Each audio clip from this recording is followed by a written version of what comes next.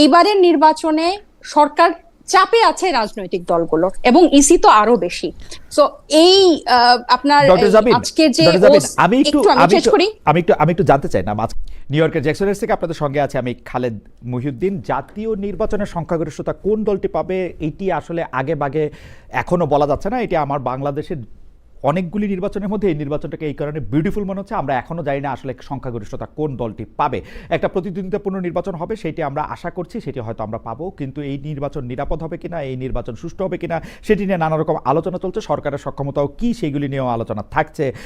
ভোটাররা এইসব নিয়ে ভাবছেন কিনা, রাজনৈতিক দলগুলোর সাথে ভোটারদের সম্পর্কটার মাত্রাও কি, এগুলি নিয়ে আলোচনা করার জন্য আজ আমাদের সাথে রয়েছেন সাউথ এশিয়ার প্রধান সম্পাদক সিনিয়র সাংবাদিক জনাব মাসকাত হাসান। মাসকাত ভাই, আপনাকে আমাদের অনুষ্ঠানে স্বাগত জানাই। আপনি পাকিস্তান থেকে আমাদের সাথে যুক্ত হয়েছেন, সেজন্য আপনার সময়ের জন্য এবং আপনার অংশগ্রহণের জন্য আমাদের শুভেচ্ছা, কৃতজ্ঞতা এবং ধন্যবাদ জানবেন। আমাদের সাথে আরও থাকছেন রাজনৈতিক ব্যক্তিত্ব ডাক্তার তাজনুবা জাবিন, যিনি ভোটে লড়াই করার প্রস্তুতি নিচ্ছিলেন, লড়াই করবেনও বলছিলেন, নানা কারণে তিনি আর তা করেন নাই। ডাক্তার তাজনুবা জাবিন, আপনাকেও আমাদের অনুষ্ঠানে স্বাগত জানাই, আপনাকে ধন্যবাদ, কৃতজ্ঞতা এবং শুভেচ্ছা, আপনি আমাদের অনুষ্ঠানে যোগ দিয়েছেন সেই জন্য। আমি মাসকাত ভাই আপনার কাছে একটু প্রথমে আসতে চাই। আপনি হ্যাঁ ভোটের পক্ষে সোচ্চার। আমি একটু আমার অবস্থান বলে রাখি যে আসলে আমিও মনে করি হ্যাঁ ভোট দেওয়া উচিত। আমি মনে করি যে হ্যাঁ ভোটের মাধ্যমে যে সংস্কারগুলি হবে সেইগুলির আমরা আশা করতে পারি। কিন্তু মাসকাত ভাই, আপনি না ভোটের পক্ষে যারা বলছেন তাদেরকে বলছেন গণভোটের নায়ের পক্ষে হচ্ছে ভারতীয় জোট। আপনি এইটা বলে এক ধরনের ট্যাগিং করছেন কিনা, আমি আপনার ফেসবুকের পাতা থেকে পড়ছি, আপনি লিখছেন, কোট করছি মাসকাত ভাইকে, ভারতের ডক্ট্রিন হচ্ছে ভারতের অভ্যন্তরের সংখ্যালঘুদের যেমন দ্বিতীয় শ্রেণীর নাগরিক করে রাখা হয়েছে, একইভাবে বাংলাদেশের রাষ্ট্র ক্ষমতায় কে যাবে তা নিয়ন্ত্রণ করে তা এখনকার সংখ্যাগরিষ্ঠ মানুষকে দ্বিতীয় শ্রেণীর নাগরিক করে রাখা। অর্থাৎ ভারতে চাচ্ছে যে সংখ্যাগরিষ্ঠদের শাসন, আর বাংলাদেশে চাচ্ছে সংখ্যালঘুদের শাসন। এই হচ্ছে ভারতীয় ডক্ট্রিন, এটা আপনি বলতে চাইছেন।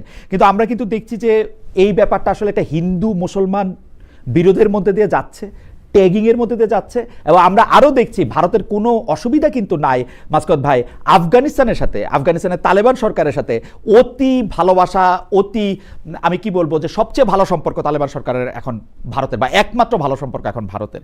তো সেই ক্ষেত্রে আপনার এই বলাটা ট্যাগিং হচ্ছে কিনা, এই বলাটা আসলে হিন্দু মুসলমান বা মুসলমান হিন্দু ওইটাকে উস্কানো হচ্ছে কিনা, মাসকাত ভাই? এখানে আসলে ভারতের মিডিয়ায় আমরা গত 17 মাসে যেটা দেখেছি, যে প্রথম থেকে বাংলাদেশের সংবিধান সংস্কার করা যাবে না, সংবিধানে কোনো পরিবর্তন আনা যাবে না, সংবিধান যেন আসমানি কিতাব, মানে আপনার 54 বছর আগের একটা সংবিধান, তাকে যুগোপযোগী করা যাবে না, বা তাকে এ সময়ের নাগরিকের উপযোগী করে তৈরি করা যাবে না, মানে ওইটাকে কেন যেন ধরে রাখতে হবে। তা নিয়ে দেখা গেল যে ভারতের যে ক্ষমতাসীন দল, তার কাছাকাছি যে মিডিয়া, তারপরে আপনার বুদ্ধিজীবী, এরা ক্রমাগত কথা বলতে থাকলেন। এবং এইভাবেই যখন গণভোটটা এলো, তখন তার মানে ভারতের সুস্পষ্ট অবস্থান ছিল ওই না ভোটের পক্ষে। এবং তার আমরা কিছু প্রতিধ্বনি বাংলাদেশের কিছু মিডিয়ার মধ্যে পেয়েছি, এবং বিশেষ করে আওয়ামী লীগকে তো আমরা দেখেইছি যে এই ব্যাপারে, মানে সবাই যাতে না ভোট দেয়, যাতে এই সংস্কার না হয় এবং কোনোভাবে যেন ওই সংবিধানটির সংস্কারের প্রশ্নটি না ওঠে, এই ব্যাপারগুলোতে তারা কথা বলতে থাকে। আপনি কার কথা বলছেন? ভারতীয় মিডিয়ার কথা? যারা একটা ভারতের ডক্ট্রিন বলতে কি ভারতীয় মিডিয়াকে আপনি বুঝাচ্ছেন? ভারতীয় মিডিয়া এবং এবং আপনি বলতেছেন বাংলাদেশের কথা, কিন্তু আমি কিন্তু উল্টোটা দেখি। আমি দেখি জামায়াতে ইসলামী, এনসিপি তো হ্যার ভোট পক্ষে বলছেনি, বিএনপিও প্রকাশ্যে বলছে হ্যার বিপক্ষে বলা ছাড়া কিছু বলার নাই এখানে। এবং আমি এই পর্যন্ত একজনকেও দেখি নাই গণভোটে না ভোট দেন, সেটা বাংলাদেশের মিডিয়াতে যারা আমাদেরকে মিডিয়া ব্যক্তিত্ব বলি, আমরা বলি, কেউ এটা বলছেন। কিন্তু আপনি কাদেরকে উদ্দেশ্য করে এই কথা বলছেন? ভারতীয় মিডিয়া তো সামথিং এলস, আওয়ামী লীগ তো আলাদা জিনিসই। আমি কাউকে উদ্দেশ্য করে বলিনি, যারাই দেখা যাচ্ছে যে নানান রকম যুক্তিতর্ক নিয়ে আসার চেষ্টা করছেন। এবং আমার কাছে মনে হয়েছে যে ক্রমাগতভাবে হয় কি, একটা প্রোপাগান্ডাকে এগিয়ে নিয়ে যাওয়া হয় যেভাবে, তো আমরা 17 মাসে লক্ষ্য করেছি যে প্রোপাগান্ডাটা ম্যানুফ্যাকচার করা হয় হচ্ছে ওই ইন্ডিয়ার গদি মিডিয়াতে, মানে যেগুলো মোদি সংশ্লিষ্ট মিডিয়া, আর তারপর ওগুলোকে সাবস্ট্যান্সিয়েট করার চেষ্টা বা ওগুলোর সম্মতি উৎপাদনের চেষ্টাটা বাংলাদেশের অভ্যন্তর থেকে হয়। তো ওই যারা এই কাজটা করেন তাদেরকে লক্ষ্য করে বলেছি যে, এবং আমার মনে হয় যে এর মধ্যে অযৌক্তিক কিছু বা আমার মনে হয় বিদ্বেষ খুঁজে পাবার কিছু নেই। এখানে ধর্মীয় কোনো বিষয়ও আনা হয়নি। ধর্মীয় বিদ্বেষের প্রশ্নটি যদি আসে তাহলে আমার মনে হয় যে এটা আমরা 17 মাসে গদি মিডিয়াতেই দেখেছি। বাংলাদেশের অভ্যন্তরে না না মানে মাসুদ ভাই, ধর্মীয় বিদ্বেষ মাসুদ ভাই, আপনি ওভাবে গদি দেখতে পাবেন। মাসুদ ভাই, গদি মিডিয়া বা মোদি মিডিয়া আমরা যেরকম করে বলি না কেন, আমি আপনাকে বুঝতে চাই, কারণ আপনি আমার জন্য গুরুত্বপূর্ণ। আপনি বলতেছেন যে ভারতের ডক্ট্রিন হচ্ছে ভারতের অভ্যন্তরে সংখ্যালঘুদের যেমন দ্বিতীয় শ্রেণী নাগরিক করে রাখা হয়েছে, বাংলাদেশের অভ্যন্তরে সংখ্যা গরিষ্ঠদের দ্বিতীয় শ্রেণী করে নাগরিক করার একটা ভারতীয় একটা প্রকল্প আছে। আমার কাছে কেন জানি মনে হয় এই কথাটা সমস্যাজনক, এবং এই কথাটা কিছুটা যেন পপুলিস্ট বা অন্য জায়গা থেকে উৎসরিত। মানে এইটা নাকি আপনি এইটাই বুঝাতে চাইছেন যে বাংলাদেশে আসলেই যারা মুসলমান, তো 90% লোককে দ্বিতীয় শ্রেণী নাগরিক করে রাখা হচ্ছে, এটা হচ্ছে ভারতের ডক্ট্রিন? ব্যাপারটা হচ্ছে যে আমি তো আরো লেখার গভীরে গেলে দেখা যাবে যে বাংলাদেশে তো একটি সুবিধাবাদী শ্রেণী গড়ে উঠেছে, যারা আপনার সেই ব্রিটিশ আমলের চিরস্থায়ী বন্দোবস্তের জমিদারি সংস্কৃতির আদলে তৈরি হয়েছে, যারা কিন্তু জনবিচ্ছিন্ন, আপনি লক্ষ্য করবেন। তো আমি বলতে চাচ্ছি যে ওই অংশটি কিন্তু আমরা দেখেছি যে ঘুরে ফিরে তাদের কাছে সার্বভৌমত্বকে সেই অর্থে গুরুত্বপূর্ণ আমাদের আওয়ামী লীগের 15 বছরে মনে হয়নি। এবং সেখানে ধরুন স্বামী স্ত্রীর সম্পর্ক, দিল্লিকে গিয়ে বলে এসেছি যে শেখ হাসিনাকেই ক্ষমতায় রাখতে হবে, এবং এটার ব্যাপারে বুদ্ধিবৃত্তিক সমাজের যে এক ধরনের, আমি বলবো, অনুশীলিত নির্লিপ্ততা কিংবা তাকে গ্রহণ করা, এর মধ্যে দিয়ে মনে হয়েছে যে বাংলাদেশের যে ধরুন প্রান্তিক মানুষের যে চাওয়া, তার সঙ্গে এই মানুষগুলোর চাওয়া সম্পূর্ণ আলাদা হয়ে গেছে। এবং আপনি ধরুন বেঙ্গল রেনেসার বঙ্কিমচন্দ্রের মধ্যে যেরকম একটা দৃষ্টিভঙ্গি দেখতে পান যে উনি পূর্ব বাংলার মানুষকে বলছেন যে নিম্ন বর্গের মানুষ, একই রকম মনোভঙ্গি কিন্তু আপনি দেখতে পাবেন যে ঢাকায় ওইরকম ওই বেঙ্গল রেনেসার কপি পেস্ট এক ধরনের যে সংস্কৃতি চালু হয়েছে, সেখানে কোনো একজন মানুষ একটু ধর্মপ্রাণ হলে, তার একটু দাড়ি টুপি থাকলে, বা কোনো একটি মেয়ে হয়তো হিজাব পরলে, তাদের ব্যাপারে ওই রকম তুচ্ছ তাচ্ছিল্যের দৃষ্টিভঙ্গি বা ওরা নিম্ন বর্গের। কিন্তু আমরা তো শেখ হাসিনাকেই, মানে ধর্মচর্চার প্রসঙ্গ যদি আনেন, শেখ হাসিনাকে আমরা যেই লেভেলে ধর্মচর্চা করতে দেখেছি, যেই লেভেলে উনি মডেল মসজিদ বানিয়েছেন, যেই লেভেলে উনি কওমি জননী হয়েছেন, যেই লেভেলে হেফাজতের একটা বক্তব্যকে কেন্দ্র করে 52টা বই পরিবর্তন করেছেন, সেই লেভেলে তো এখন পর্যন্ত জামাতে ইসলামী, হেফাজত ইসলামী কেউ পৌঁছায় নাই। তো মানে উনি তো এইটা সর্বোচ্চ চর্চা করেছেন। এইখানেই তো একটা সুবিধা যে আপনার কাছে যদি ধরুন কলকাতার প্রগতিশীলতার সনদ থাকে, তাহলে কিন্তু আপনি হেফাজতের সঙ্গে শোকরানা মেহফিল করলে বা হজ করার পর মাথায় কালো পট্টি বেঁধে এসে নির্বাচনী প্রচারণা করলেও আপনি প্রগতিশীল থেকে যেতে পারছেন। কিন্তু শিফন শাড়ি পরে নিজের কোনো স্টাইলকে কম্প্রোমাইজ না করে খালেদা জিয়া একটা জীবন যাপন করলেন, কিন্তু তিনি যেহেতু ওই প্রগতিশীলদের কাছে সনদ নিতে যেতে চাননি, তাকে সব সময় আপনি দেখবেন যে উগ্র ইসলামপন্থী বলে তকমা দেয়া হয়েছে। এই ব্যাপারগুলো তো আমাদের সামনে ঘটেছে। আমি দুইটা জিনিস শুধু আপনাকে স্মরণ করা দিতে চাই। একটা জিনিস হচ্ছে যে বেগম জিয়া ইন্ডিয়াতে যে ধরনের সংবর্ধনা পেয়েছেন, জিয়াউর রহমান প্রয়াত রাষ্ট্রপতি, উনি ইন্ডিয়াতে যে ধরনের সংবর্ধনা পেয়েছেন, সেটি কাউকে, মানে সেই লেভেলের সংবর্ধনা এখন পর্যন্ত কাউকে টাচ করতে আমি দেখি নাই। বেগম জিয়ার সাথেই শুধু না, গোলাম আজম জামাত ইসলামীর যে সাবেক আমির, তার ছেলে ইন্ডিয়াতে পড়াশোনা করেছেন। আমরা দেখেছি যে বর্তমান আমির ইন্ডিয়ার সাথে বৈঠক করেছেন, সেই কথাও আবার বলেন নাই। এখন প্রগতিশীলতার পরে আবার স্বীকার করেছেন যে বলেছেন যে আমাকে ওরা বলতে মানা করছিল। বলতে মানা না করলে, আমারে কোনো কিছু বলতে মানা না করলে এটা আমি করব যদি আমার এটা পছন্দ না হয়। এখন প্রগতিশীলতার সার্টিফিকেট শুধু আওয়ামী লীগের আছে, জামাতের নাই, বিএনপির নাই, এটা আপনি কি করে বুঝলেন মাসকাত ভাই? ওদেরও তো থাকতে পারে। ওদের প্রগতিশীলতার সার্টিফিকেট যে নাই সেটা আপনার আমাকে জিজ্ঞেস করতে হবে? আপনি তো জানেনই যে মানে এখানে বাংলাদেশে ধরেই নেওয়া হয় যে শোকরানা মেহফিলে গেলেও আওয়ামী লীগ প্রগতিশীল, আপনার ইলেকশন ক্যাম্পেইন মাথায় টুপি পরে করলেও আওয়ামী লীগ থেকে যায় প্রগতিশীল। জানেন যে প্রগতিশীলতার এই কনসেন্ট ম্যানুফ্যাকচারিং ও কিভাবে হয় আর কি। সুতরাং আমার মনে হয় যে এই আলোচনা আমার আপনাকে কনভিন্স করার কিছু নাই, আপনি এতদিন দেখেছেন সেইভাবে বুঝতে পারবেন যে কিভাবে তকমা দেয়া হয়েছে, বরং বারবার বিএনপি জামাতকে। বিএনপি তো কিছুদিন হলো অ্যাপেল অফ দেয়ার আই হয়ে গেল, তাই না? এখন কিছুদিন ধরে খুব ভালো লাগছে বিএনপি কে, এটাও আমার ধারণা ক্ষণস্থায়ী। এতে আমি কোনো পার্থক্য দেখি না। যাই হোক, সেটা আরেকটা তর্ক, আপনার সাথে পরবর্তী প্রসঙ্গের মধ্যে থেকে আমি এটা আসবো। কারণ জামায়াতের আমিরের সাথে আওয়ামী লীগের, সরি, ভারতীয় কূটনীতিবিদদের আলাপের কথা ওদের সাজেশন মতো উনি এটা গোপন রাখতে পারেন, ওনার কোনো অসুবিধা হয় না। হাওয়েভার, আমি একটু আসবো আপনার কাছে, আমি একটু ডক্টর জাবিনের কাছে আসি। ডক্টর জাবিন, আপনি এনসিপি ছাড়ার পরে দাবি করেছেন আপনাকে রাজনৈতিকভাবে চুপ থাকতে বলা হয়েছে, কিন্তু আপনি তো আসলে চুপ নাই। চুপ থাকার হুঁশিয়ারি কারা দিয়েছিল আপনাকে? কেন চুপ না আমি বলতেছি যে আপনাকে আমরা গণমাধ্যমে দেখতে পাচ্ছি, এখন যারা আপনাকে হুঁশিয়ারি দিয়েছিল বলে আপনি বলছেন তাদের বিষয়ে আইনের আশ্রয় নিয়েছেন কিনা, আপনি যে চুপ থাকছেন না বিষয়টি হুমকি তারা কিভাবে নিয়েছেন? ধন্যবাদ খালিদ ভাই। আমার মনে হয় একটু মিসআন্ডারস্ট্যান্ডিং আছে। আমার লিখাতে ছিল যে চুপ থাকতে বলা হয়েছিল, এটা আসলে ওয়েলউইশাররা বেশি বলেছে, সাবধান করেছে যে বেশি কথা বললে অ্যাটাক হবে। এতদিন একটা দলের অধীনে ছিলা, কেউ কিছু বলে নাই, কিন্তু এখন তুমি একা। সো এখন যদি সমালোচনা করো বা বেশি বাড়াবাড়ি করো, বেশি বলো, তাহলে চলতে ফিরতে সমস্যা হতে পারে। এই ধরনের সতর্ক বার্তা ছিল, যেটা আসলে আইনের আশ্রয় নেওয়ার মতো পর্যায়ের না। দ্বিতীয়ত হচ্ছে চুপ থাকার মানুষ না। আমার কাছে মনে হয় যে মানে চুপ, যেতটুকু কথা বলেছি বা বলবো বা এখন বলি, এটা আসলে কোনো ধরনের বিদ্বেষ থেকে না বা কোনো ধরনের ব্যক্তি আক্রমণ থেকে না।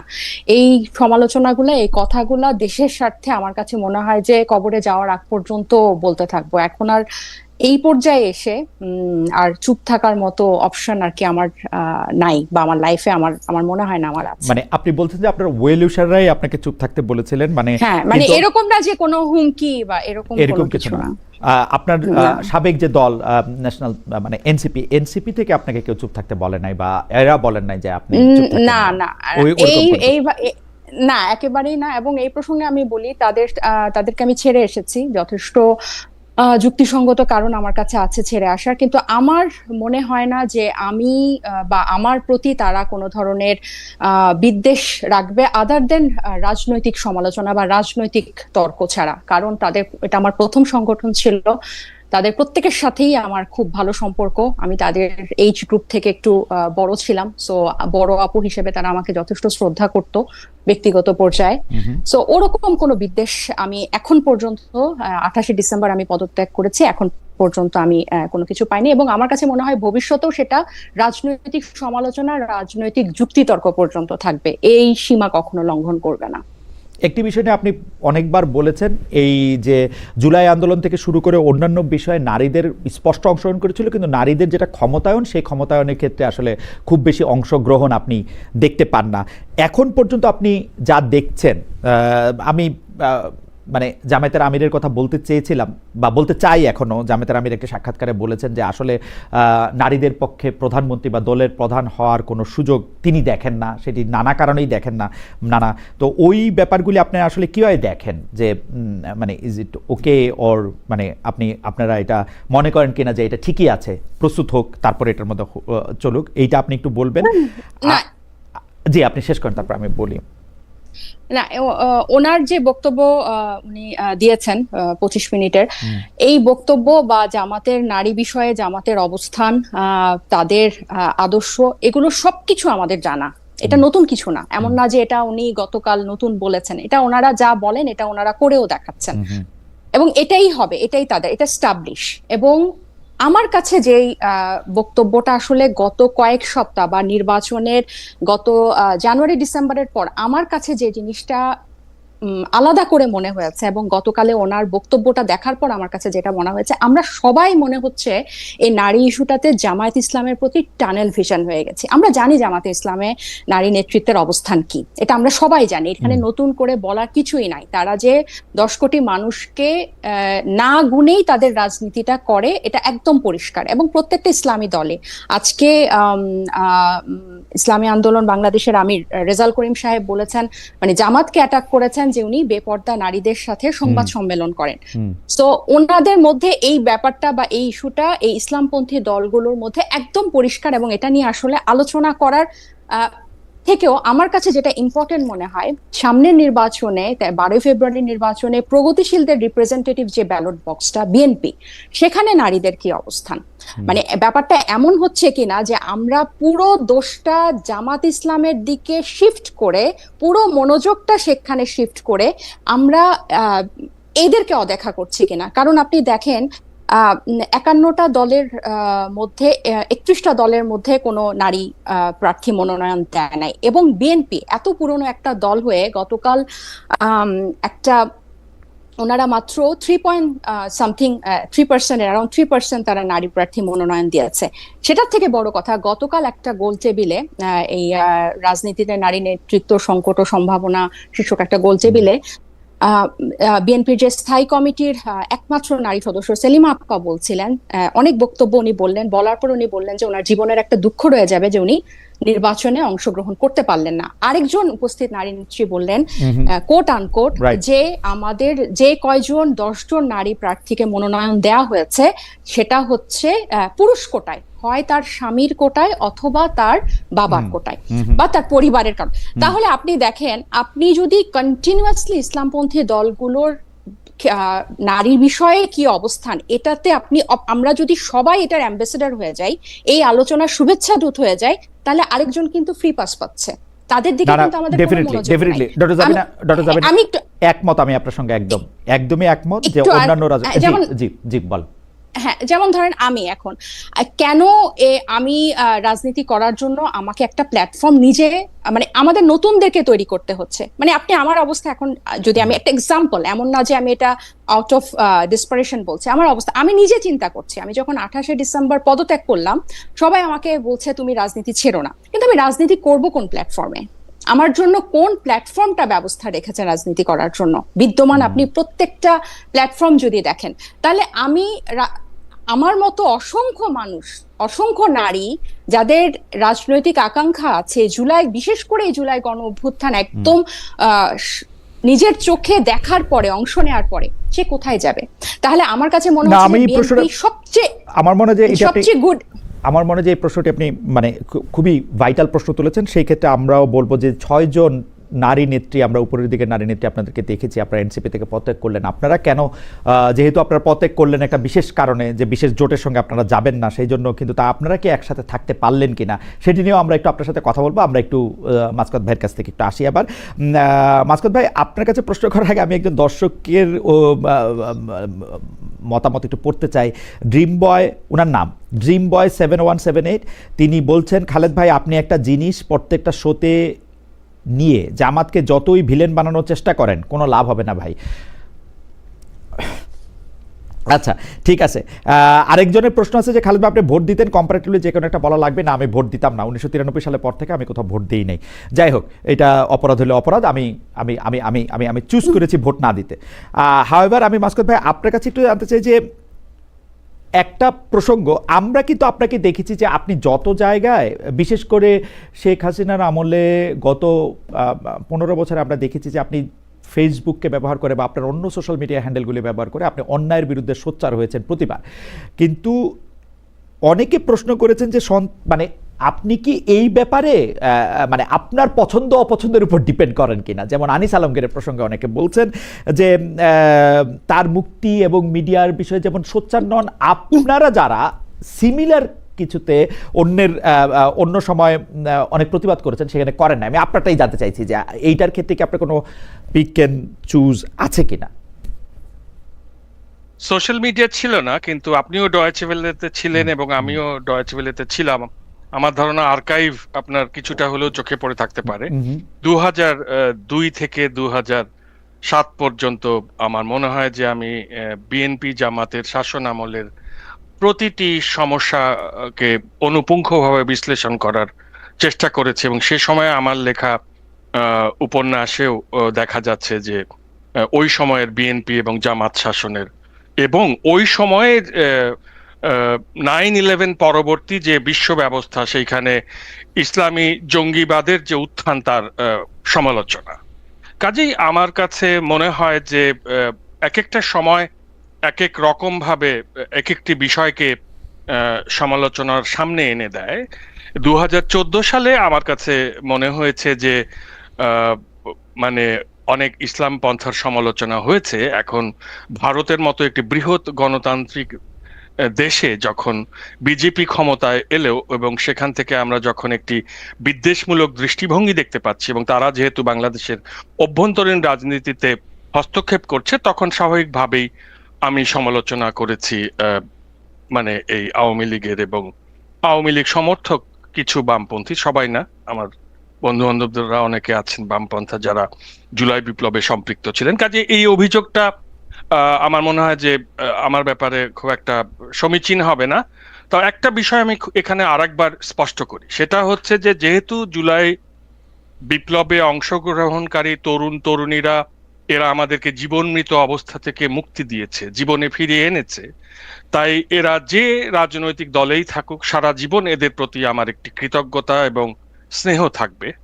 সেটা সেটা শর্তহীন। এবং যেহেতু এই জুলাই বিপ্লবের ম্যান্ডেটে অন্তর্বর্তীকালীন সরকারটি দায়িত্বে এসেছে, এবং এটি যেহেতু কোনো রাজনৈতিক সরকার না, এবং এর যেহেতু কোনো অতীত অভিজ্ঞতা নেই রাষ্ট্র পরিচালনা করা, তাই তার অনেক ব্যর্থতা এবং শৈথিল্যের সমালোচনা আমি করিনি। কারণ আমার মনে হয়েছে যে এই সরকারটিকে প্রতিদিন এর ছিদ্রান্বেষণ করার জন্য দেশে বিদেশে অনেক বিশেষজ্ঞ সক্রিয় ছিলেন। প্রথম থেকে, সে কারণে এই প্রথম সময়টাতে থেকেই, আমাকে একটু, প্রথম থেকে। হ্যাঁ, এই কারণ প্রথম থেকে না, পরের দিন থেকে, মানে 6 অগস্ট থেকেই তো আগেই ভালো ছিলাম, মানে শুরু হয়ে গেছে আর কি, মনটা ভালো না লাগছে মানে না, মানে দম বন্ধ মানে হয়ে ঘটনা আসছে। হয়েছে যে আমি এই জায়গায় একটু আপনি কি এটা শেষ করবেন কিনা, আমি একটু ডক্টর আমি এই জায়গাটা শেষ করতে যে চাচ্ছি আনিস যে আলমগীরের আমার আসলে 12 তারিখে গ্রেফতারটা। 12 তারিখে আমার একটা বোঝা নেমে যাবে কাঁধ থেকে। 12 তারিখের পরে যেই রাষ্ট্র ক্ষমতায় আসবে তার ভুল ত্রুটির সমালোচনা আবার আগের মতো শুরু করব। অর্থাৎ গণতান্ত্রিক সংস্কৃতিতে যে রাজনৈতিক দল ক্ষমতায় থাকবে সে সবসময় জবাবদিহির মুখে পড়বে, সেখানে আমার রোল একই থাকবে। আমি দুইটা জিনিস একটু ভাগ করে আপনাকে জিজ্ঞেস করতে চাই। একটা ভাগ হচ্ছে যে আপনি যাদেরকে বলছেন যে জীবনমৃত অবস্থায় আমরা ফিরে এসেছি, তারা যখন সরকারের সমালোচনা করে তখন আপনি কোন পক্ষ নেন? তারা যখন সরকার, তখনও আমি সরকারের সমালোচনা করি না, যেহেতু এটা জুলাই ম্যান্ডেটের, এবং আমি জানি যে এরা তো কেউ সরকার পরিচালনা করেনি, কাজেই এদের কাছ থেকে আপনি বেশি প্রত্যাশা করলে তো হবে না। মানে আমি তাদেরকে স্নেহ করি জন্য তাদের প্রতিটি বিষয়ে যে আবার সহমত হতে হবে তা না, আমি ওই ব্যাপারে নীরব থাকি। এই সময়টাতে আমি এভাবেই কাটিয়েছি যে যারা জুলাইয়ের যে তরুণ তরুণীরা তাদেরকে। ওকে, সেকেন্ড ভাগ, যারা সরকার পরিচালনা করে বা আগে করার অভিজ্ঞতা আছে, তারা কি দক্ষভাবে গভর্নমেন্ট পরিচালনা করছে? এইটা আমাদের অভিজ্ঞতা। আওয়ামী লীগ তো তাহলে সবচেয়ে অভিজ্ঞ লোক, 15 বছর সরকার পরিচালনা করছে, কিন্তু যত দিন গেছে তত তারা খারাপ হচ্ছে, যত দিন গেছে তারা তত খারাপ হচ্ছে। একটা রাজনৈতিক দল থাকলে যেটা হয় সেটা হচ্ছে যে অন্তত আপনার একটি রাজনৈতিক দল থাকে, তার কর্মীরা থাকে, তৃণমূল পর্যায়ে কিছু সামাজিক সমস্যা সমাধানের জন্য। আমি বলছি না যে হেলমেট পরে সেখানে গিয়ে হাতুড়ি হাতে নেমে যাওয়ার কথা। মানে আপনি দেখবেন যে আমাদের গ্রামের পরিবেশ তো ঢাকার মতো এরকম না, কিন্তু সেখানে কিন্তু একটা সামাজিক বন্ধনের মধ্যে মানুষ থাকে, সে যে রাজনৈতিক দলেরই হোক। তো সেখানে একটা রাজনৈতিক দল থাকলে ক্রাইসিস ম্যানেজমেন্টে আপনার সুবিধা হয়। কিন্তু যখন একটি অরাজনৈতিক অন্তর্বর্তীকালীন সরকার ক্ষমতায়, তখন একমাত্র প্রশাসনিক কর্মকর্তা ছাড়া আর কেউ নাই ক্রাইসিস ম্যানেজমেন্ট করার জন্য। সে কারণেই আমার মনে হয় মাসকাত ভাই, আপনি আপনার কথাটা একটু ভেবে দেখবেন, যখন একটা রাজনৈতিক দল থাকে, সেই রাজনৈতিক দলের সাথে সংশ্লিষ্ট অনেক দুর্বৃত্তও থাকে, এবং তারা সরকার পরিচালনার কাজটা অনেক কঠিন করে দেয়। তারা এরকম করে বলে যে আমরা এখন মাঠে রাজনীতি করি, আমাদের তো এইটা করতেই হবে, চাঁদাবাজি করতেই হবে। তারা অনেক সময় অসহায় হয়। এই সরকারের কিন্তু এরকম কোনো ব্যাগেজ ছিল না। মাথার উপর কোনো এরকম বোঝা ছিল না, সরকার করতে পারতো, কিন্তু আপনি সরকারকে একটা ক্লিন চিট দিয়েই আর রাখেন। আমার কাছে মনে হচ্ছে এই সরকারকে আপনার অতসী কাচের নিচে ফেলে তার তার ব্যর্থতাকে অনেক বড় করে দেখানো হচ্ছে। এটা আপনাকে একটু আমাকে 1 মিনিট সময় দেন। এইটা হচ্ছে বাংলাদেশের ইতিহাস হচ্ছে আওয়ামী লীগ ক্ষমতায় না থাকলে যেই দায়িত্বে আসুক, সেটা বিএনপি একা হোক, বিএনপি জামাত হোক, আপনি 6 মাসের মধ্যে ওই সরকারকে ব্যর্থ প্রমাণ করার মতন একটা প্রচারণা ইউনিট আওয়ামী লীগের রয়েছে, কালচারাল উইং যেটাকে বলে।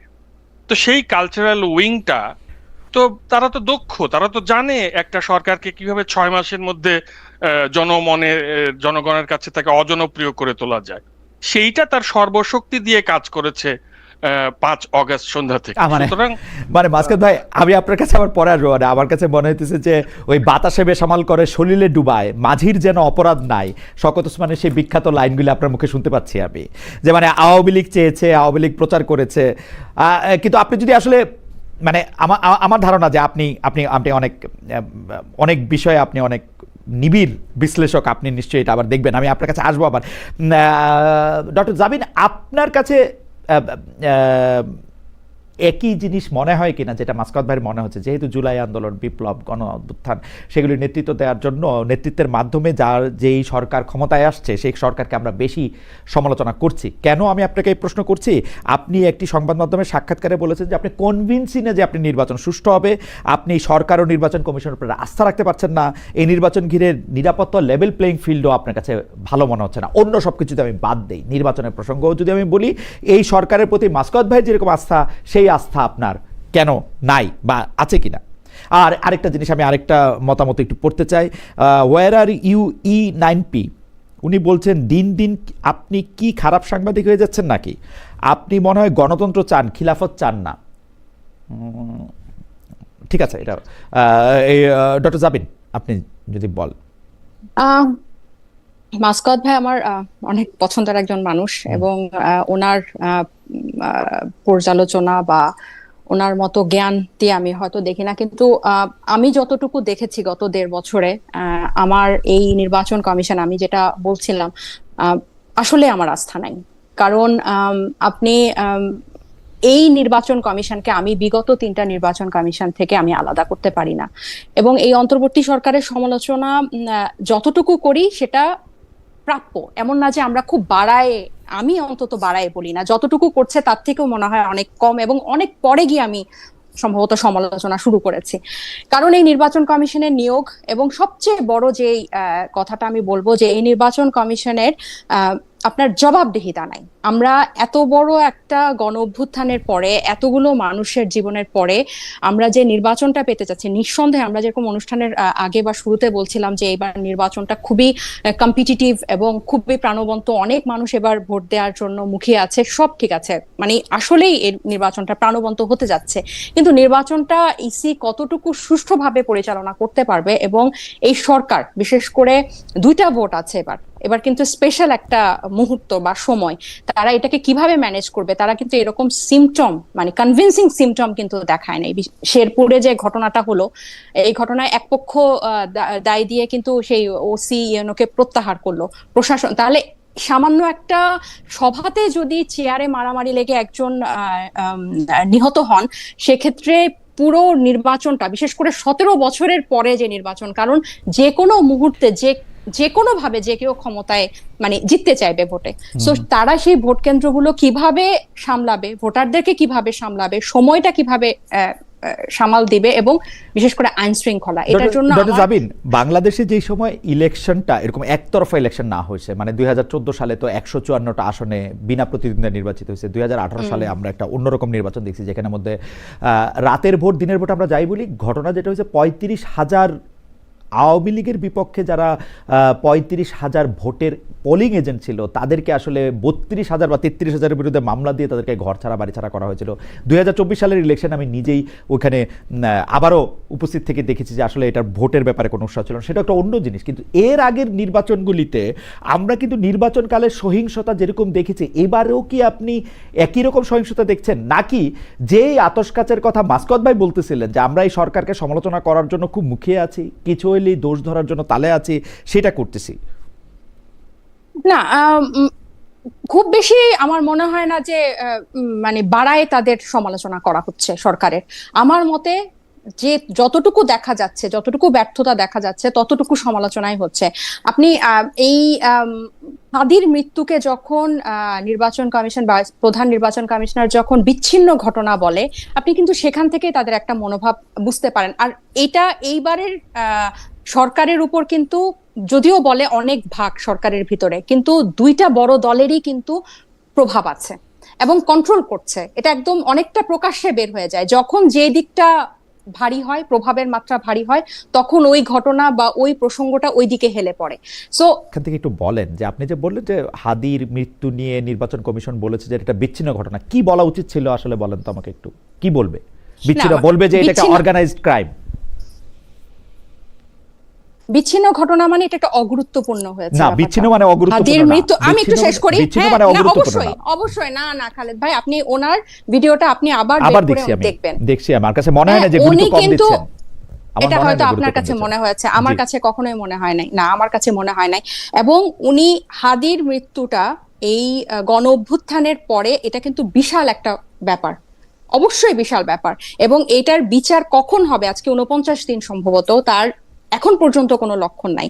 এরকম একটা ঘটনাকে, এরকম একটা নৃশংস হত্যাকাণ্ডকে, দিনে দুপুরে এরকম একটা হত্যাকাণ্ডকে ঢাকার প্রাণকেন্দ্রে একজন রাষ্ট্রীয় মানে দায়িত্বে থাকা একজন মানুষ কখনো বিচ্ছিন্ন ঘটনা বলতে পারে না। এবং এটা থেকে কিন্তু তার মনোভাবটা বোঝা যায়। আমি আরেকটা কথা বলি, আপনারা এই যে মানুষের কথা কিভাবে বলছে, আপনি দেখেন 17 বছরে হাসিনা যা করেছে না করেছে, তার মুখের কথা কিন্তু তার সবচেয়ে বড় শত্রু ছিল। যে কয়েকটা এলিমেন্ট হাসিনার সাম্রাজ্যকে ফেলতে পেরেছে, তার মধ্যে অন্যতম এলিমেন্ট ছিল তার মুখের ভাষা। এবং সেই 18ই জুলাই কিন্তু তার এই মুখের ভাষায় তার মানে ওই যে কফিনের শেষ পেরেকের মতো ছিল যখন সে রাজাকার ডেকেছে। তো আপনি কাকে কিভাবে অ্যাড্রেস করছেন, কি কথাটাকে কিভাবে বলছেন, এটা দিয়ে কিন্তু মানুষ এটা বুঝতে পারে। মানুষ তো মানে দুনিয়া আগাচ্ছে, মানুষও আগাচ্ছে, মানুষ তো আর সব দেখছে, দেখে এই প্রযুক্তির যুগে তো কোনো কিছু মানুষের থেকে অদেখা নাই। তাহলে উনি যখন এই কথাটা বলে, এবং শেরপুরের ঘটনাতে আজকে আমি ওদের সরকারের প্রেস ব্রিফিং দেখছিলাম, প্রেস উইং এর, তারা বলেছে যে এখানে অনেক মানুষ ছিল, ভিডিও ফুটেজ দেখে চিহ্নিত করা হচ্ছে যাতে কোনো নিরপরাধ ব্যক্তি মানে ফেসে না যায়। এখানে বিএনপির পক্ষ থেকে বলছে প্রশাসনকে জানানো হয়েছিল।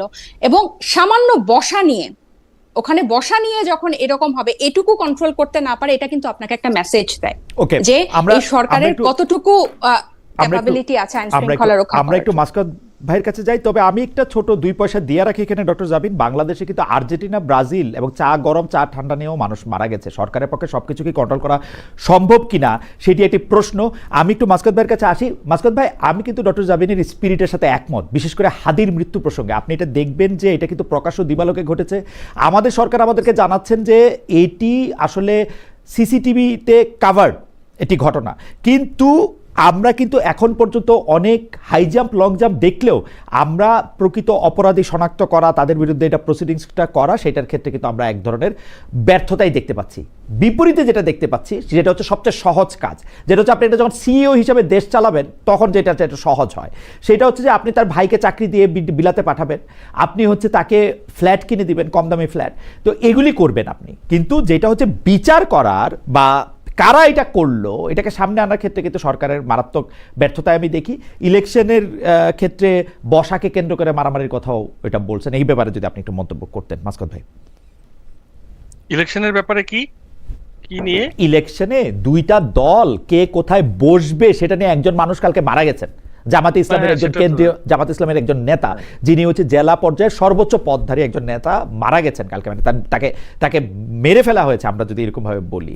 তো সেইটাকে আসলে আপনি সরকারের ব্যর্থতা আপনি বলবেন না? এরকম ঘটনা তো সামনে আরো ঘটবে, অনিরাপদ ও জায়গায় তো এগুলি আরো ঘটবে। এবং ইলেকশন কমিশনের নির্লিপ্ততাও ডক্টর জাবিন সামনে আনছিলেন, তিনি বলছিলেন যে এগুলি বিচ্ছিন্ন ঘটনা বলে তারা পার পাচ্ছেন।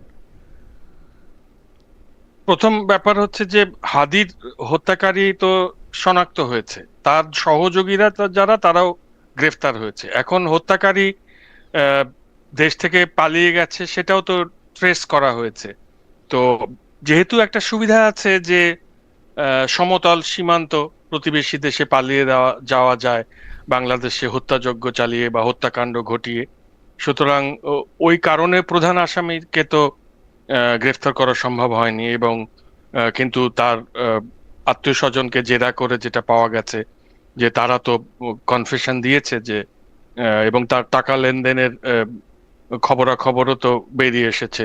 সুতরাং নামাজুল ভাই, যে ব্যাপারগুলি আমরা জানতে চাই যে ওসমান হাদির রাজনৈতিক ক্যাম্পেইনে যে লোকটা 7 দিন ধরে তার এত কাছে চলে আসতে পারলো, তার সম্পর্কে পুলিশ আমাদের এখনো কেন জানাচ্ছে না যে ওই লোকটা ওইখানে কিভাবে প্ল্যান্টেড হইলো, বা আমরা কি ওই লোকটাকে শনাক্ত করতে পারলাম? 14.5 ঘন্টা লাগছে তাকে ঢাকা থেকে বাইর হইতে, সিসি ক্যামেরার ফুটেজ আধা ঘন্টার মধ্যে আমাদের হাতে আসছে, পুলিশের হাতে আসছে।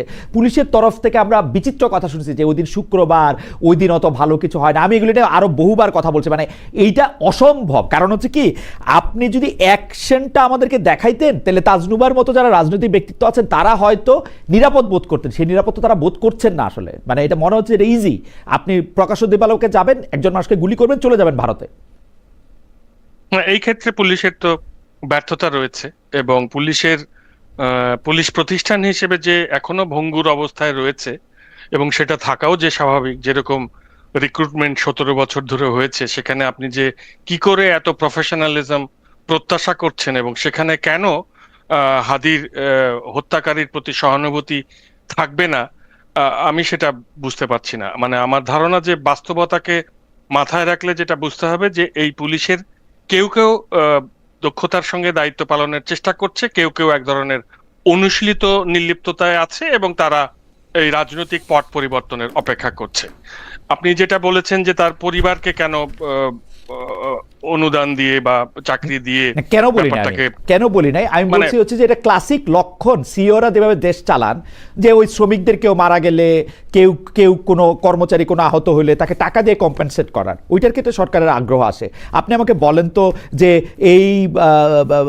এই লক্ষণটা, এই যে ধরেন ওসমান হাদির ভাইকে দ্বিতীয় সচিব করে ইংল্যান্ডে পাঠানো, তাকে এগুলি করার চেয়ে এই বিচারটা দেখানোটা সরকারের গুরুত্বপূর্ণ ছিল কিনা? দুটোই তো যুগপৎ চলতে পারে না। মানে আপনি একটা শোক সন্তপ্ত পরিবারকে, শহীদ পরিবারকে সাহায্য করতে তো পারেন, এবং এটা তো দায়িত্ব আমাদের সবার, এটা তো রাষ্ট্রেরই দায়িত্ব। এটা যেখানে যেখানে পালন করা হয় না সেটাকেই আমি বরং সমালোচনা করব। দুটো কিন্তু আলাদা। একটা হচ্ছে যে বিচার ব্যবস্থাটা সক্রিয়ভাবে চলতে থাকা, আর একটা হচ্ছে যে আপনি পরিবারকে চেষ্টা করা যে তাদেরকে চলতে সাহায্য করা, যে হাদির অনুপস্থিতিতে যাতে তাদের জীবন যাপনটা একটু সহজ হয়। তো যাই হোক, এখন আমি এর পরের প্রসঙ্গটাতে আসি। এই যে ধরুন, এই প্রসঙ্গটাতে আসার আগে, পরের প্রসঙ্গটাতে আসার আগে আপনি যদি এইটা একটু বলে নিতেন যে গতবার আমাদের দর্শকরা বলছেন যে এটা আপনি বলেন নাই, যে আনিস আলমগীরের প্রসঙ্গে আপনার অবস্থানটা কি, যে সাংবাদিক আনিস আলমগীরের কি আসলে সন্ত্রাস বিরোধী মামলায় তার গ্রেফতার হওয়াটা ঠিক আছে, তার জামিন না হওয়াটা ঠিক আছে, এটা আপনি কি মনে করছেন? আমার কাছে, আমি মনে করি যে আনিস আলমগীর তার ভিন্ন মত প্রকাশ করেছেন, এবং ভিন্ন মত প্রকাশ করার অধিকার প্রত্যেক মানুষেরই রয়েছে। এবং তাকে এভাবে যে গ্রেফতার করে রাখা হয়েছে, কেন রাখা হয়েছে, তাহলে সেই কারণগুলো আমাদের সামনে উন্মুক্ত করা হোক। এটা যদি ধরুন মানে ভিন্ন মত দমনের মতো একটা দৃষ্টান্ত হয়, সেটা অবশ্যই খুব খারাপ একটা দৃষ্টান্ত হয়ে রইবে। এবং আনিস আলমগীর তো একজন সিনিয়র সাংবাদিক, তিনি এভাবে হেনস্থার শিকার হতে পারেন বলে আমার মনে হয় না। এবং হঠাৎ আনিস আলমগীরের বিরুদ্ধে এত যে অভিযোগ চলে আসলো, এবং সেটা সোশ্যাল মিডিয়া এবং টকশোতে তার সক্রিয়তার প্রেক্ষিতে আসলো, এবং খুব ডাকসাইটে নেতার সঙ্গে টকশোতে তর্কের পরে দেখা গেছে যে এরকম একটি ডোমিনো এফেক্ট এলো। সবকিছু মিলে আমি আসলে খুবই মানে এই ব্যাপারটি নিয়ে দুশ্চিন্তায় আছি যে আনিস আলমগীর কোনো অন্যায়ের শিকার হচ্ছেন কিনা, এবং হলে তাকে কিভাবে সেখান থেকে মুক্ত করা যায়। মাসুদ ভাই, আমাদের আরেকটা প্রশ্ন আছে আপনার কাছে, যে আপনি সরকারে কেউ না হলেও আপনি যেহেতু বলছেন যে সরকারকে আপনি আসলে মানে অন্য সরকারের থেকে একটু প্লাস মার্ক দিতে চান, সেজন্য অনেকে প্রশ্ন করছেন যে দীপক দাস যে যে যে যে ভদ্রলোককে পুড়িয়ে মারা হলো, তার পরিবার আসলে কি পেল, মানে এবং তার কি দোষ ছিল আসলে, মানে বাংলা নাম হওয়া ছাড়া আর কি।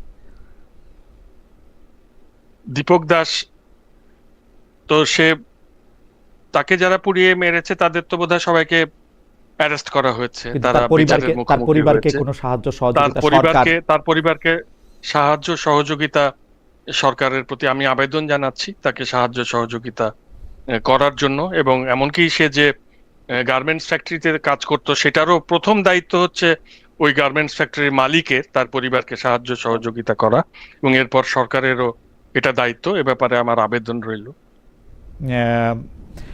আমার আপনাকে ধন্যবাদ মাসকাত ভাই। আপনি আর কোনো প্রসঙ্গ কি, মানে একটা কি আমি আপনাকে মাঝখানে ইন্টারাপ্ট করেছিলাম?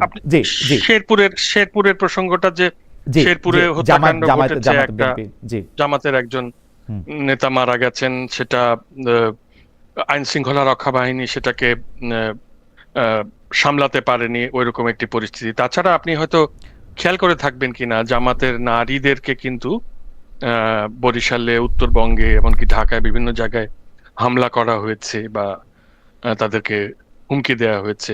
সেই ব্যাপারগুলো পুলিশ সিরিয়াসলি নিয়ে তার ব্যাপারে যে কোনো ব্যবস্থা গ্রহণ করবে এরকম আমরা সক্রিয়তা দেখিনি। এই নির্বাচন কমিশন আর সরকার কিন্তু আসলে আলাদা এন্টিটি। আমি সরকার সমর্থনের কথা বলেছি, কিন্তু নির্বাচন কমিশন অবশ্যই আমাদের স্ক্রুটিনির মধ্যে থাকবে। এবং তাসনুভা যে পয়েন্টটা উত্থাপন করেছেন এটা খুবই গুরুত্বপূর্ণ, সেটা হচ্ছে যে আসলে এই নির্বাচন কমিশনে যারা এসেছেন তারা তো পুরনো বন্দোবস্তেরই লোক, এরা সিভিল সার্ভিসেই ছিলেন, সুতরাং তারা জানেন যে যারা ক্ষমতায় আসতে যাচ্ছে সেই বিগ শটদের সঙ্গে এক ধরনের চেক অ্যান্ড ব্যালেন্স করে চলতে হবে। এ কারণে নৈর্ব্যক্তিকতা বা নিরপেক্ষতা যেটা নির্বাচন কমিশনের কাছ থেকে আশা করা যায় সেটা আমরা পেয়েছি বলে মনে হয় না। এমনকি আপনি দেখবেন যে এনসিপির প্রার্থীদের উপরেও হামলা হয়েছে, সে ব্যাপারেও আমরা, কারণ বাংলাদেশে এই ধরনের ঘটনাটা এরকম না। আপনি জানেন বাংলাদেশে কতজন মানুষের জন্য কতজন পুলিশ আছেন, এবং পৃথিবীর যে কোনো সভ্য দেশে কতজন মানুষের জন্য কতজন পুলিশ থাকে। তো সেই ক্ষেত্রে এইটা তো একটা ব্যাপারটা এরকম না যে আমরা অন্য কিছু প্রমাণ করতে চাচ্ছি যে সরকার ভালো। প্রশ্নটা এরকম যে অনেক তুচ্ছ কারণে বাংলাদেশ মানুষ মারামারি করে মানুষ মারা গেছে, যেটা সরকারের উপর সব দায় দিয়ে লাভ নাই। আসলে আমার প্রসঙ্গ ছিল শুধু এইটা। হ্যাঁ, সেটা হতে পারে যে অনেক তুচ্ছ কারণে এবার এই শেরপুরের ঘটনাটাও এই চেয়ারে বসা নিয়ে, সামনে বসা নিয়ে, কিন্তু আমার কাছে মনে হয় যে এগুলোর জন্য সমালোচনা করা এবং দায় এই মানে তাদেরকে জবাবদিহিতার অধীনে রাখা, এই যে আমরা কথা বলছি এটা রাখা উচিত এবং আরো বাড়ানো উচিত। আমি চাই না যে এই হাদির হত্যাকাণ্ডটা যাতে সাগর রুনির হত্যাকাণ্ডের মতো না হয়ে যায়। আমার ভিতরে একটা ভয় আছে বা আশঙ্কা আছে যে হাদির হত্যাকাণ্ডটা এরকম হয়ে যাবে, মানে এইভাবে ঝুলে যাবে আর কি। আমি এখনো সাগর রুনির এই হত্যাকাণ্ডের বিচারের আশায় আছি। আপনার পরের ওই প্রসঙ্গে আসি যে আওয়ামী লীগের ফিরে আসার পথ তৈরি হচ্ছে। আওয়ামী লীগ না, আমার কাছে মনে হয় না। কারণ এটা ঠিক, আপনি যে বললেন যে খুশি হয়েছে, সেটা ঠিক। 28শে ডিসেম্বর আমি এনসিপি ছাড়ার পর থেকে এমন অনেক মানুষ আমাকে সাথে আছি, পাশে আছি, শুভেচ্ছা জানিয়েছে, ভালো করেছো বলেছে, যারা গত 1.5 বছরে আমাকে হাই পর্যন্ত দেয় নাই, আমার কোনো খবরও রাখে নাই, বরং আমার থেকে দূরত্ব তৈরি করে ফেলেছে। এবং এগুলো আমি বুঝি বা সেন্স করতে পারি। সো হ্যাঁ ঠিক, এই যে মাসকাত ভাই যেরকম বলে সংস্কৃতির মামা চাচারা, এরকম অনেকেই খুব খুশি হয়েছে যে হ্যাঁ আমরা যা বলেছিলাম তা হয়েছে, যে এটা। কিন্তু বিষয়টা এরকম না। এটা হচ্ছে, এবং এটা শুধুমাত্র জামাতের সাথে জোট করার কারণে যে অনেকে এখান থেকে সরে এসেছে সেটাও কারণ না। জামাতের সাথে জোটই কিন্তু একমাত্র কারণ না। এবং আওয়ামী লীগের ফিরে আসার পথ তো প্রশ্নই আসে না। কেন প্রশ্ন আসে না? কারণ এইখান থেকে আমি এখনো দৃঢ়ভাবে বিশ্বাস করি এবং আমি খুবই অপটিমিস্টিক এবং হোপফুল যে এখান থেকেই কিন্তু একটা এই তরুণদের একটা গণতান্ত্রিক শক্তি বের হবে। সেটা কিভাবে হবে, কখন হবে, সেটা সময়ই বলে দিবে। কিন্তু এই খালি জায়গাটা, যে দুইটা দলের বাইরে আমরা কেন রাজনীতিতে এসে একটা তৃতীয় শক্তি হতে চাইলাম, কারণ গত 54 বছরে বাংলাদেশের রাজনীতিতে যত ব্যর্থতা আছে, স্বৈরাচারের যত উত্থান আছে, বাংলাদেশে যত বৈষম্য, অর্থনীতিতে যত পিছিয়েছে, সবকিছুর দায় কিন্তু এই বড় রাজনৈতিক দলগুলো নিতে হবে। এবং তাদের যে ক্ষমতায় গেলে টিকে থাকার এবং নিজেদের কে ক্ষমতাবান করার এবং নিজেদের সাম্রাজ্য করার যে একটা টেন্ডেন্সি এত প্রবল, এটা বাংলাদেশের মানুষকে এতিম করেছে। সো আমরা কিন্তু ওই তৃতীয় শক্তিটা হতে চেয়েছিলাম জুলাই গণ অভ্যুত্থানের পরে, এবং আমরা এখনো সেটা হতে চাই। এবং এই আবেদনটা সমাজ থেকেই আছে, রাজপথ থেকেই আছে, রাষ্ট্র থেকেই আছে, যেন বাংলাদেশই বলছে যে আমাকে একটা নতুন অভিভাবক দাও। সো এই খালি জায়গাটা পূরণ হবেই, এটা আমরা করি বা অন্য কেউ করুক, এবং এই পূরণ হওয়ার শুরুটা জুলাইয়ের পরে হয়েছে। সো ওই পুরনো জিনিস ফিরে আসা আমার কাছে মনে হয় না যে আমাদের পদত্যাগের মধ্যে দিয়ে বা আমাদের কোনো দল ছেড়ে আসার মধ্যে দিয়ে হবে। আমি যে কারণে দল ছেড়েছি, আমার কাছে মনে হয়েছে ঠিক যে কারণটাতে আমি রাজনীতি করতে আসছিলাম, এই কারণটা এই দলে করলে সেটা এখন টাইম নষ্ট হবে, সময় নষ্ট হবে। আমার কাছে মনে হয়েছে আমি এই এফোর্টটা আমি অন্যভাবে দিব। তাহলে আমি ওই যে বারবার আমি যেটা বলছি যে আমি যত তাড়াতাড়ি ভুল ট্রেন থেকে নামবো, তত আমি গন্তব্যের কাছাকাছি থাকবো, আমি অনেক দূরে সরে যাব না। সো আমার কাছে মনে হয়েছে যে এই চেষ্টাটা আমার জারি থাকবে, আরো বেশি ভাবে হয়তো এখন জারি থাকবে, কিন্তু এটা কোনোভাবে এটা ব্যর্থতার দিকে না, এটা শেষ হয়ে গেছে, নষ্ট হয়ে গেছে, এরকম কখনোই আমি মনে করি না। কোন জায়গায় আপনার কথার সাথে যারা জুলাই আন্দোলনের বিপক্ষে ছিল তাদের কথা কোথায় মিলে যায়, সেই জায়গাটা থেকে আমি আপনাকে একটু পড়ে শোনাই। মানে কোথায়, মানে আপনার স্পিরিটটা নিয়ে আমাদের দর্শকরা একমত আছেন, সবাই বলছেন যে আপনি ঠিক পথে আছেন। তারপর আপনার ফেসবুক থেকে আমি একটু পড়ি। হওয়ার কথা ছিল গণ অভ্যুত্থানের নেতা, হয়ে গেছে উবাইদুল কাদের আর শামীম ওসমান। এত মানুষের রক্তের উপর দাঁড়িয়ে এক একজন উদ্ধত বেয়াদব বের হয়েছে, এক একজনের বক্তব্য দেখতেছি আর নিজেকে বিশ্বাস করাচ্ছে জুলাই গণ অভ্যুত্থানের গর্ব থেকে কোন লেভেলের ধান্দাবাজ এবারে নির্বাচনে অংশ নিচ্ছে। কথা বলার সময় অহংকার, এই দাম্ভিকতা পরিষ্কার প্রমাণ এদের দৈন্যতা সম্পর্কে, মানুষ হিসেবে তাদের অবস্থান সম্পর্কে। আমি নিশ্চিত শেষ প্যারা যারা পুরনো চাঁদাবাজার ধর্ম ব্যবসায়ী তারা না, নতুন যারা ধান্দায় নামছে এরাই সবচেয়ে বড় বেইমান আর প্রতারক। বাকিদের মানুষের ঘৃণা কামাইতে যুগের পর যুগ লাগছে, এরা 1.5 বছরে এই পর্যায়ে চলে গেছে। Same same same. আপনি কি কিছু বলবেন? এই জায়গাটা হ্যাঁ, অবশ্যই এই পুরো পোস্টটা পড়লেই আপনি বুঝবেন যে এই কথাটা আমি সামগ্রিকভাবে বলি না, নিশ্চিতভাবে কয়েকজনকে বলেছি। এবং আপনারা দুইজনই এখানে আমার সাথে যারা আছেন অনেক অভিজ্ঞ। আমি হয়তো জুলাই গণ অভ্যুত্থানকে দেখে বা লাস্ট 1 দশক দেখে আমি বিবেচনা করি, আপনারা পুরো সময়টা আমার থেকে দ্বিগুণ বেশি সময় দেখে আপনারা কম্পেয়ার করতে পারেন। কোনোভাবেই নতুন কারো, আমার পুরনো যা আছে এটা তো আছেই, এটা আমি তো এখানে তাদের সমালোচনা করে আমি টিকে থাকার জন্য আসি নাই, আমি নতুন কিছু অফার করতে আসছি। আপনি যখন আপনার নতুন ইশতেহার বলবেন, আপনি যখন আপনার নতুন সম্ভাবনার কথা বলবেন, আপনি দেশের জন্য কিভাবে পরিবর্তন করেন সেটা বলবেন, আপনি কখনো ওই একই ভাষায় বলতে পারেন না। আপনি যখন ভিকটিম, আপনি যখন মজলুম, আপনাকে সেটা জনগণের সাথে কানেক্ট করতে হবে। আপনি দেখেন আমার এই পোস্টটাতে কিন্তু পরিষ্কার বোঝা যায় যে আমি জুলাই গণ অভ্যুত্থানের যে প্রতিনিধি হবে এই নির্বাচনে, সে মানুষের সাথে কোনো একটা গোষ্ঠীর হয়ে যাবে না। তার মুখের ভাষা, তার চাল চলন, তার ভাবভঙ্গি কখনো পুরনোকে আমাকে মনে করায় দিবে না। এবং আপনারা যারা জুলাই গণ অভ্যুত্থান দেখেছেন, এখানে বেশিরভাগ মানুষ হচ্ছে যারা এই আন্দোলন সফল করেছিল, তারা বাসায় ফিরে গেছে, এবং তারা বাসায় ফিরে গিয়ে কিন্তু তারা দেখছে যে এরা কি করছে, আমাদের জন্য আমাদের কথাগুলো বলছে কিনা। তাহলে আমি যখন এদের কথা না বলে আমি ওই পুরনোদের কাছে আত্মসমর্পণ করব এবং পুরনোদের নিয়মে আমি ঢুকে যাব, তখন এখানে আসলে জুলাই অভ্যুত্থানের আকাঙ্ক্ষাটা বাস্তবায়ন হয় না। আমরা যারা ছাত্র ছিলাম না, আপনার কাছে কি মনে হয় যে, আমি একদম সরাসরি প্রশ্নটা করি, আপনার কাছে কি মনে হয় যে এই গাড়িটাতে চললে সবাই খারাপ ড্রাইভার হয়ে যাচ্ছে, এটা কি গাড়িটার দোষ নাকি এই গাড়িটার মানে ড্রাইভারের দোষ? আমরা কি এটা কি কার দোষ দিব যে আপনি বলছেন মানে এর চেয়ে বেশি কথা আর কিভাবে বলা সম্ভব? যে মানে কোন লেভেলের ধান্দাবাজ এবার নির্বাচনে অংশ নিচ্ছে? আপনি বলছেন বিশ্ববিদ্যালয়ের ডিগ্রি তো আছে, কিন্তু নীতি শিক্ষা মূল্যবোধ আদর্শে ঘোড়ার ডিম নিজের চোখে না দেখলে আমি বিশ্বাস করতে পারতাম না এরা কি পরিমাণ অসহযোগ্য। ঘৃণা কামাইতে 1.5 যুগ লাগছে বাকিদের, এদের 1.5 বছরে ওই পর্যায়ে চলে গেছে। মানে স্পষ্ট কিন্তু আপনার প্রতিটা শব্দের মধ্যে কিন্তু এটা স্পষ্ট, আপনি কাদেরকে বলছেন, কেন বলছেন, কীভাবে বলছেন। এইটা কি আসলে যে স্টিয়ারিং সিটে বসছে বলে, মানে মানে যেহেতু তারা একটু ক্ষমতার স্বাদ পাচ্ছে বা ক্ষমতার কাছাকাছি চলে গেছে, সে ক্ষমতার ভিতরে ছিল, সেই জন্য এটা এরকম হয়েছে, নাকি তারা ব্যক্তি মানুষ জন্য এরকম হয়েছে, কিসের জন্য? দুটোই দায়ী, কারণ এখানে সিস্টেম অনেক বড় দোষ আমি এটার দিব।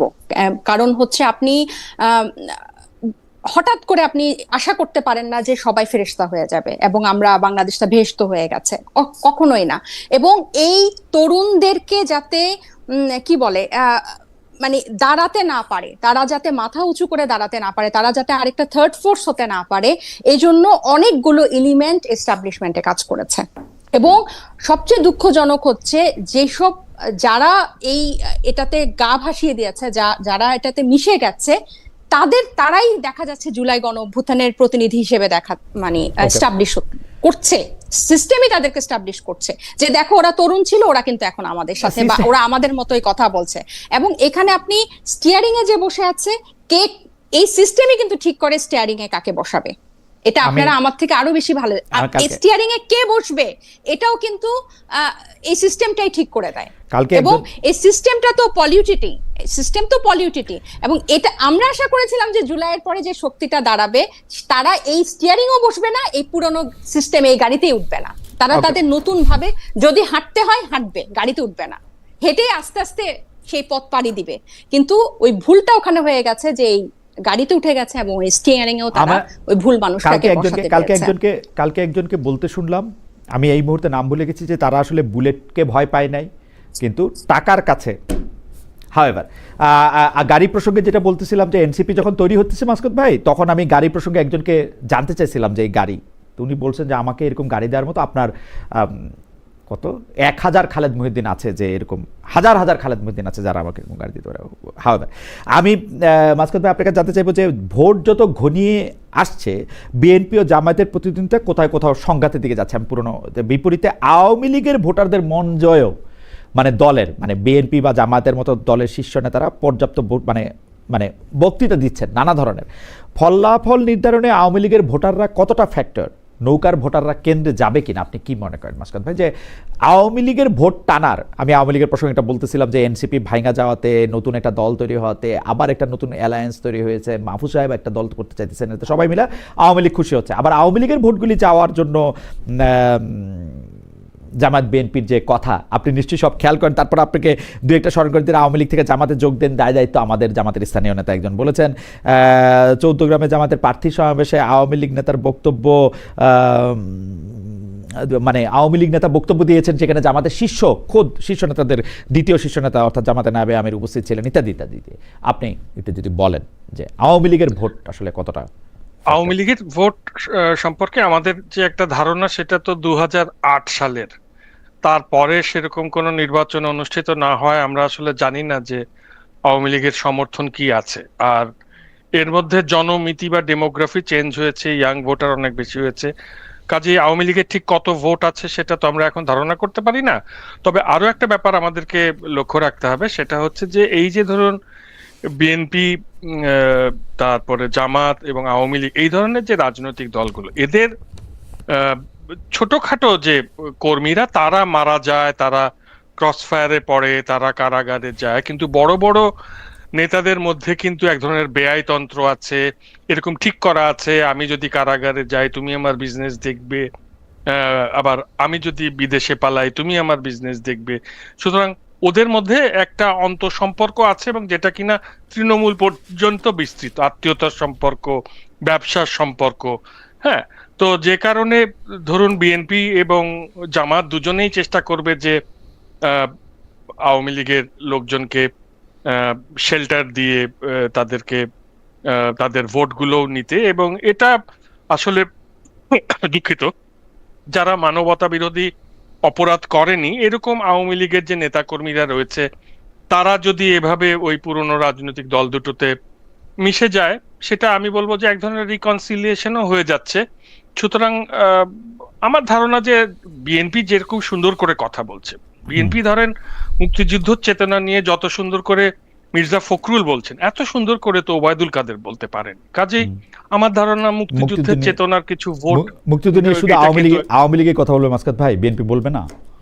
না না না, কিন্তু আমি বলতে চাচ্ছি যে না না, আমি তো প্রশংসা করছি জি, যে কারণে ও আচ্ছা, আপনার প্রশংসা বুঝতে পারি না, আমি মনে করছি যে আপনি এটা সেটা করছেন। প্রশংসাকে যদি আপনি প্রশংসা হিসেবে না নেন, না, আমি ভাবছি তাহলে আপনি- হবে কি ওই ভোটগুলো না, না, চলে I correct আসবে। myself, তারপরে right. ধরেন না, আরো যেমন মির্জা ফখরুল যেমন চমৎকার রবীন্দ্রনাথের কবিতা আবৃত্তি করেন, আপনি কি মনে করছেন না এটা আমাদের যে সাংস্কৃতিক জগতের মানুষ আছে তাদেরকে অ্যাট্রাক্ট করবে? না, আমি মনে করছি যে তার ভোট কম আওয়ামী আছে। লীগের আমি মনে করছি তার ভোট কম আছে। রবীন্দ্রনাথ ঠাকুরের কথা বলার থেকে রবিউল ইসলাম বা অন্য যে কোনো লেখকের কথা বলাই এখন ভালো। রবীন্দ্রনাথ ঠাকুরের কথা বলে বিএনপির ভোট কমতেছে, কারণ আপনারা না কিছু কিন্তু আমরা দেখতে মানুষ পাচ্ছি আপনিও কিছুটা, যে আমরা দেখতে পাচ্ছি যে মানে রবীন্দ্রনাথের কবিতা আবৃত্তি করা, গান গাওয়া, এইটাকেও আপনারা এক ধরনের ভারতের সাথে না, alignment এটা হিসেবে- এটা আমাকে একটা করা হয়েছে। রবীন্দ্রনাথকে যখন অযথা রবীন্দ্রনাথ না জানা লোকেরা হুম, এক ধরনের বিশুদ্ধ বাঙালি জাতীয়তাবাদের টুল হিসেবে ব্যবহার করে, তখন সেটা সমালোচনা করে।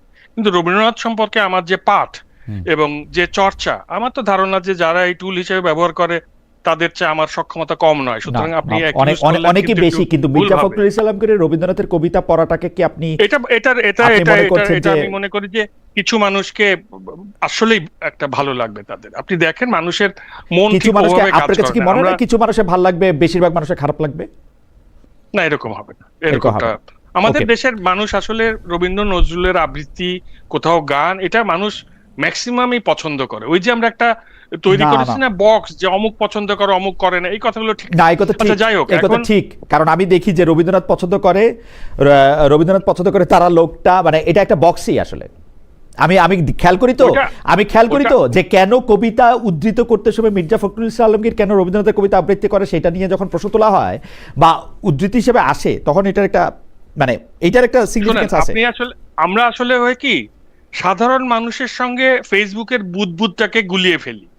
ফেসবুক আসলে ভূমি বাস্তবতা থেকে অনেক দূরে অবস্থান আমি করে। তো ভূমি বাস্তবতা ভোটাররা কিন্তু অত তেতো না।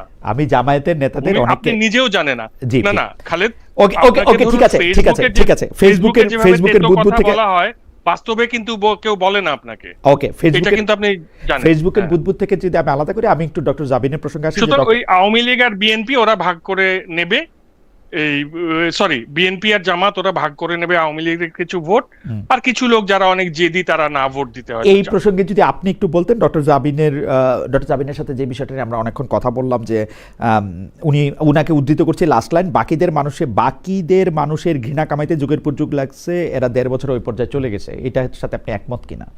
1.5 বছরে মানে এটার ব্যাপারে আমি একমত না। আমার মনে হয় যে এই যে তিনজন যে এরকম আসলে তো এই এদের তাসনুবাদেরই উচিত ছিল সরকার গঠন করা, কিন্তু ওদের বয়স কম হবার কারণে ওরা শুধু 2-3 জন প্রতিনিধি দিয়ে বাকিটা ওই পুরনো ধ্যান ধারণার হাতে ছেড়ে দেওয়াতেই কাঙ্ক্ষিত জায়গায় আমরা পৌঁছাতে পারি না। যাই হোক, পাস্ট ইজ পাস্ট। এখন কথা হচ্ছে যে এই ছেলে মেয়েগুলো ধরুন ওই শাপলা কলিটা, মানে এদের কিন্তু সংসদে যেতে হবে। এই যে সংস্কারের কথা আমরা বলছি, এটা রাজপথে বা সেমিনারে বলে হবে না। সংসদে 5 জন হোক, 6 জন হোক, 7 জন হোক, এই ইউথ থাকতে হবে।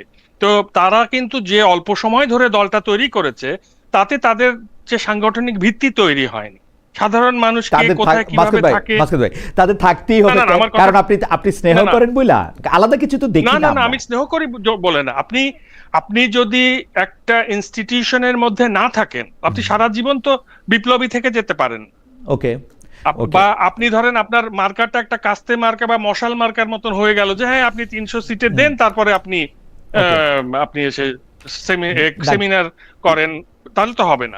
সুতরাং আমি মনে করি যে এইটা কখনোই একটা আদর্শিক জোট না। এই ছেলে মেয়েরা কখনোই, তারা তাদের যে সময়, সেই সময়ের ছেলে মেয়েরা সবাই মধ্যপন্থীরই হয়, এরা লিবারেলই হয়। আপনি এই জেনারেশনের মধ্যে ওইরকম কট্টরপন্থা চাইলেও আরোপ করতে পারবেন না। বিএনপি জামাতের সঙ্গে থেকেছে দেখেন, কিন্তু তারা কিন্তু জামাত হয়ে যায়নি, এবং এখন তাদের যে এই যে সম্পর্ক ভেঙে যাওয়ার পরে এই দম্পতির যে কোলাহল আপনি দেখছেন বিএনপি এবং জামাতে, ভবিষ্যতে কখনো দেখবেন যে ওইরকম না, এটা তো এনসিপির হইতেই সঙ্গে পারে। জামাতেরও কোলাহল। এটা তো হইতেই So, পারে। এইটাকে ওই এনসিপি জামাত হয়ে গেল, এইটা একটা না, খুবই এনসিপি আমি জামাত বলবো হয়ে যে গেলে আমার কোনো negative সমস্যা নাই, connotation। জামাত হয়ে গেলে আমার কোনো সমস্যা না, নাই, না, তা আমার কোনো হবে সমস্যা কেন? নাই। জামাত হোক, এনসিপির জামাত তো ভালো, ব্যক্তি স্বাতন্ত্র্যবাদ জামাত সবচেয়ে আমি মনে জামাত করি তো যে ভালো, অনেক শক্ত। জামাত ভালো, বা এই জামাত ছেলে হয়ে গেলে মেয়েদের কোনো সবার। সমস্যা নাই। কিন্তু মাসকাত ভাই, আমি আবারও বলি, বাংলাদেশের মানুষ যদি জামায়াতে ইসলামীকে রাষ্ট্র না, ক্ষমতায় দেখতে এদের চায়, জামাত, জামাত হয়ে এদের গেলে কোনো জামাত সমস্যা নাই। BNP এনসিপি কিচ্ছু যে হওয়া এটা, যাবে না। আমার সমস্যা হচ্ছে এনসিপি যে বলতে চেষ্টা করতেছে যে আমরা জামাত হই নাই, ওইটাতে। কারণ আদর্শ ছাড়া জোট হয় এটা আমি বিশ্বাস করি না। অবশ্যই হয়, আদর্শ ছাড়া অবশ্যই জোট হইতে পারে না আদর্শ মাসকাত ছাড়া- ভাই। হ্যাঁ হ্যাঁ, ইলেকশন মাসুদ ভাই, কোয়ালিশন আপনি- যে স্ট্র্যাটেজিক কোয়ালিশন, আমি আপনাকে বলি 2001 সালে যেহেতু জামাত এসেছিল জন্য বিএনপি ব্রুট মেজরিটি পেয়েছে। ইটস হ্যাঁ। Simple arithmetic. আপনি খেয়াল করেন, আপনি তো ওই সময় হ্যাঁ, active লোক। কিন্তু So, সিম্পল it's arithmetic, ভাই। সিম্পল এরা চেষ্টা করেছিল, বিএনপির সঙ্গে কোয়ালিশন তৈরির চেষ্টা করেছিল, কিন্তু বিএনপি এদেরকে ওই অর্থে অতটা গুরুত্বপূর্ণ মনে করেনি। জামাত সেই তুলনায় একটু বেশি গুরুত্ব দিয়েছে, 30টি আসন বোধহয় করেছে, এই কারণে সেখানে কোয়ালিশন জাস্ট এরিথমেটিক, আর কোনো কিছু না। এনসিপির, হ্যাঁ, এরিথমেটিক, এবং এনসিপির যে ব্যক্তি স্বাতন্ত্র্যবাদ বা এই জেনারেশনের, শুধু এনসিপি বলে না, জুলাই বিপ্লবীদের যে ব্যক্তি স্বাতন্ত্র্যবাদ, তাদেরকে কখনো আপনি ওই বক্সের মধ্যে ফেলতে পারবেন না যে ও বিএনপি, আমি ও খুবই- আওয়ামী লীগ, ও জামাত। আমি দেখতে পাচ্ছি যে বক্সের মধ্যে ফেলা যাবে না। কেন? কারণ হচ্ছে যে এনসিপি বিএনপির সাথেও একটা জোটের চেষ্টা করেছে। যদি বিএনপির সাথে জোট হইতো তাহলে বিএনপির মতো হইতো, এখন জামায়াতের মতো হয়েছে, এটাতে আমাদের কোনো প্রবলেম নাই। এনসিপি জামায়াতের মতো হয়েছে, এটাতে আমার কোনো প্রবলেম না। আমি শুধু ওই জায়গাটাতে আপনাকে প্রশ্ন করতে চাই, এক লাইনে যদি আপনি, 1 মিনিটে যদি আপনি একটু বলেন যে জামায়াতে ইসলামীর যে লোকটা কে না দিয়া নাহিদ ইসলামকে ধরেন ওইখানে নমিনেশন দেওয়া হইলো, সেই নাহিদ ইসলাম জামায়াত থেকে কোনো আলাদা ভাষায় কথা বলতেছেন কিনা? একদম নাহিদ ইসলামের কথাই বলি। নাহিদের ভাষা তো আলাদাই, নাহিদের তো একটা কিরকম নিজস্ব ভাষা আলাদা? ভাষা আছে। নাহিদের সাথে নাহিদ তো জামায়াত সুন্দর ইসলামের, কথাবার্তা বলে, জি, প্র্যাগমেটিক কথাবার্তা। জামাতের ভাষায় কথা বলা কি, আপনি আমাকে বলেন তো। জামায়াতের ভাষায় কথা বলা কি? আপনি আমাকে বরং বলেন যে আপনি জামায়াত থেকে ওকে আলাদা করতে পারেন কিনা। আমি পারি না, অবশ্যই পারবো। আমি পারি না। আপনি আপনি একটা তাহলে আমি উদাহরণ কি করে উদাহরণ বলবো? দিয়ে দেখান যে এইটাতে জামায়াত যেভাবে কথা বলতেছে, নাহিদ জামায়াতের তো- প্রার্থীরা যেভাবে নাহিদ- কথা বলতেছে, নাহিদ- সেভাবে নাহিদ ইসলাম কথা বলতেছে না। নাহিদ আসলে 54 বছরের যে অচল রাষ্ট্র ব্যবস্থাটা, অকল্যাণ রাষ্ট্র তৈরি করেছে, সামাজিক গণতন্ত্র এবং কল্যাণ রাষ্ট্র আনতে পারেনি, দেশের বৈষম্য মুক্ত করতে পারেনি দেশকে। ওইটা কিভাবে করা যাবে, কিভাবে দরিদ্র কিন্তু আপনি- মানুষকে মাসুদ ভাই, চাঁদাবাজি, আমার মনে হয় দখলদারি যে থেকে আমার মনে করা হয় যে যাবে, এটা সেই নিয়ে কথাগুলো বল। এটা নিয়ে নিশ্চয়ই আপনাকে আমি আরো একটু বেশি বুঝতে হবে, কারণ আপনি রেটরিক বলতেছেন এখন 54 বছর না, না, যে না, বৈষম্যমূলক না, না, রাজ্য এগুলো করতে পারে না। rhetoric না। আমি আপনাকে এটা- বলি, এটা খুব জামাতের বয়ান, গুরুত্বপূর্ণ। নাহিদ ইসলামের বয়ান, নাসিরউদ্দিন পাটোয়ারির বয়ান হুবহু এক, কোনো আলাদা কিছু নাই, এতে না, না, দোষের কিছু না, না, নাই। না, ওরা আমি তো- আবার বলি, আমার দর্শকদের জামাত বলি, তো- এতে দোষের কিছু নাই, জামাত ঠিকই আছে, তো এরকম একই বয়ানই হওয়া ইসলামী উচিত। চেতনা না, জামাত ইসলামী চেতনা নিয়ে কাজ করছে, বিএনপি মুক্তিযুদ্ধের চেতনা নিয়ে কাজ করছে, কিন্তু এনসিপি যেটা করছে তারা ওই সংস্কারের কথা নিয়েই কাজ করছে। জামায়াতও তাই, হাসনাতের জামায়াতও কথা তাই, শুনে নাহিদের সংস্কারের কথা জামায়াতও বলতেছে সেম।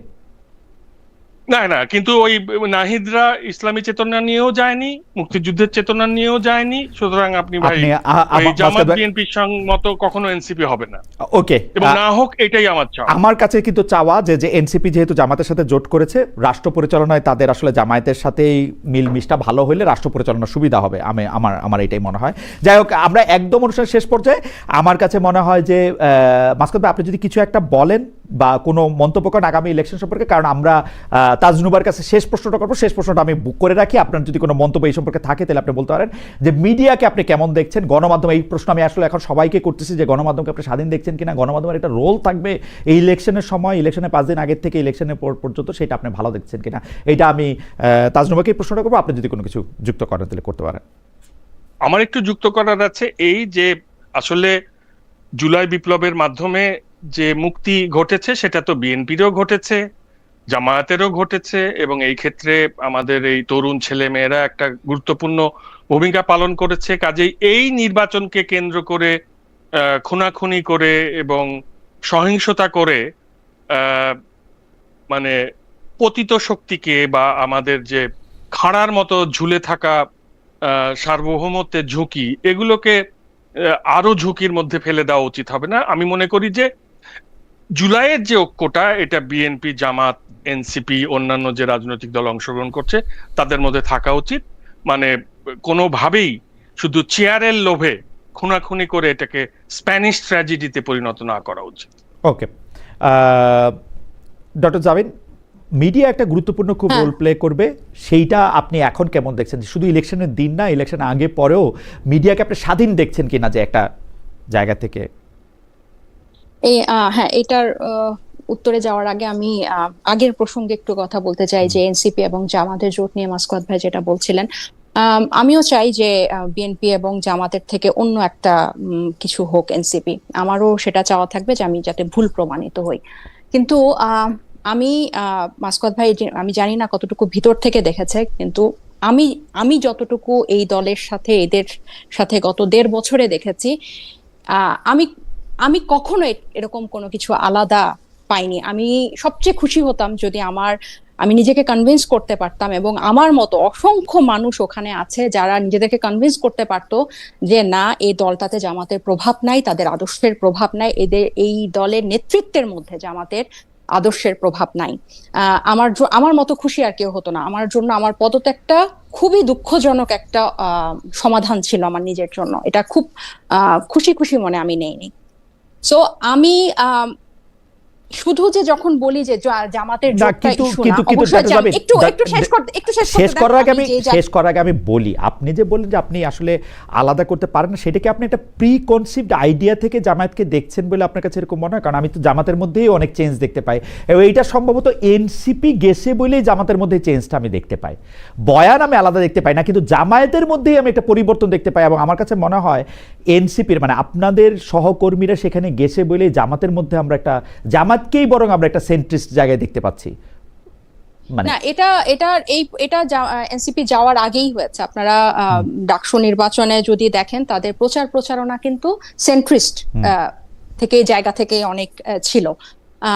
যদিও গতকাল জামায়াতের আমির শিবিরকে অনেকটা ডিজোন করেছে তার একটা বক্তব্যের একটা পর্যায়ে। আর জামাতের এই মানে ভালো অবস্থানের পিছনে জামাতের শিবিরের তরুণ নেতাদের অবদানই সবচেয়ে বেশি।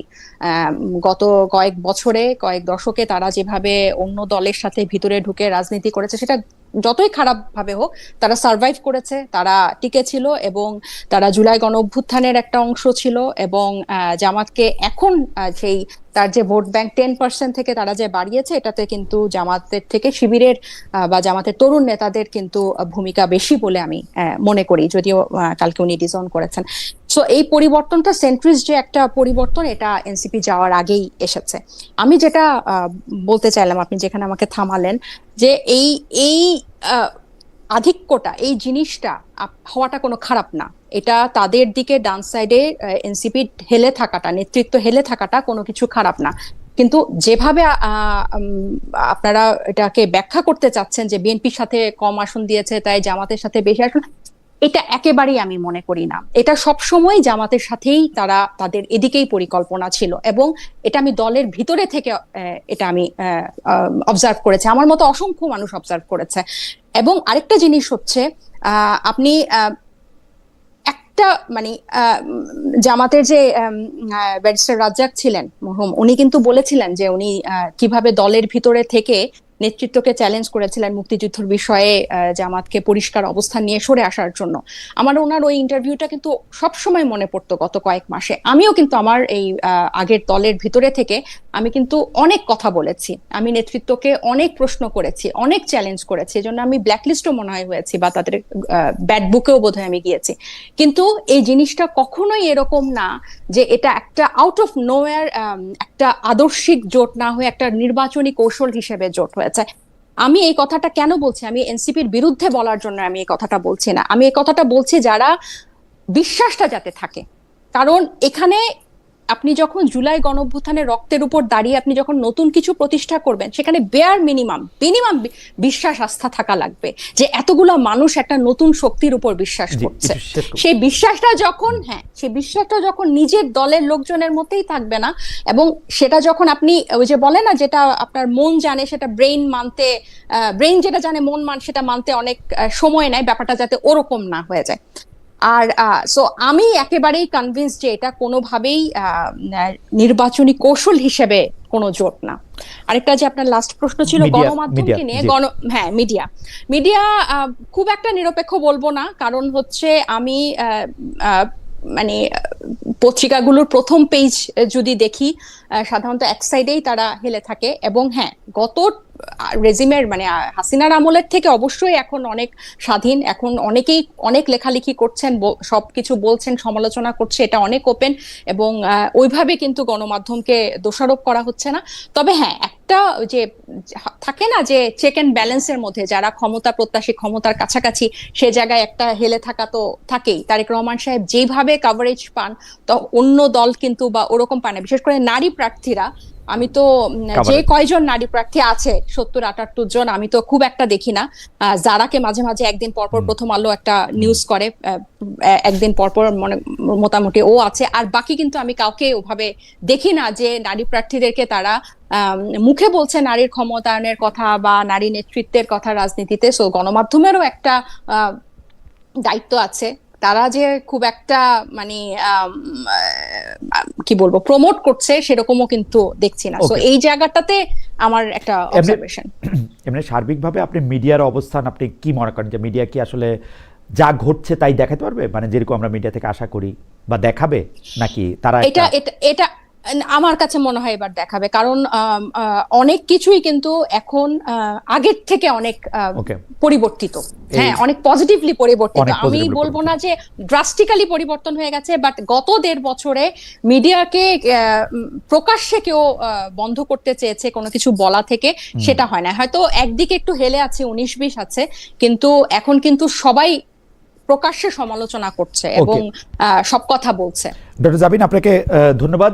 আপনি কি এক লাইন কিছু বলতে চান? মাঝখানে আমরা অনুষ্ঠান শেষ করে দিব, যে মিডিয়ার প্রসঙ্গে যদি আপনি এক লাইন বলেন। আপনিও কি একমত উনার সঙ্গে যে 19-20 হতে পারে, বাট মোর মানে আমার কাছে মনে হয়েছে যে মিডিয়া আসলে কে ক্ষমতায় যাচ্ছে এটা একটু বোঝার চেষ্টা করছে, এবং আমরা তো এর মধ্যেই আমাদের খুব সিনিয়র মানে সাংবাদিক যারা আমাদের গুরু, তাদেরকে এত মিষ্টি করে হাসতে দেখছি যে যারা ক্ষমতায় আসবে তাদের সামনে, যে আমার মনে হয় আপনাকে আমাকে আরো মিষ্টি করে হাসা প্র্যাকটিস করতে হবে। রাইট। তবে মিষ্টি করে হাসার জায়গাটা আমরা আসলে একটু বেশিই দেখতে পাচ্ছি হয়তো অনেক সময়, কিন্তু আমরা আশা করবো যে মিডিয়ার দায়িত্ব ঠিকমতো পালন করবে, যেমনটা ডক্টর জাবিন আশা করতেছিলেন। তবে মাসকাত ভাইয়ের কথাটাও আসলে আমাদের মাথায় রাখতে হবে, যে আমরা কিন্তু কাউকে ক্ষমতায় আনার জন্য, ক্ষমতায় কেউ গেলে খুশি হওয়ার জন্য মিডিয়া করতেছি না। আমরা মিডিয়া করতেছি হচ্ছে যে জনগণকে আমাদের চেহারাটা বা যা ঘটতেছে তা দেখানোর জন্য। হয়তো আমি জানি না কি দেখতে পাবো সেটা নিয়ে আমি কতটা আশাবাদী হতে পারবো, সেটা আমরা আরো 2-3 দিন পরে থেকে হয়তো বেশি করে বুঝতে চেষ্টা করবো। ডক্টর তাসনুমা জাবিন এবং মাসকাত হাসান, আপনার দুজনকে অনেক অনেক ধন্যবাদ আমাদের অনুষ্ঠানে যুক্ত হওয়ার জন্য।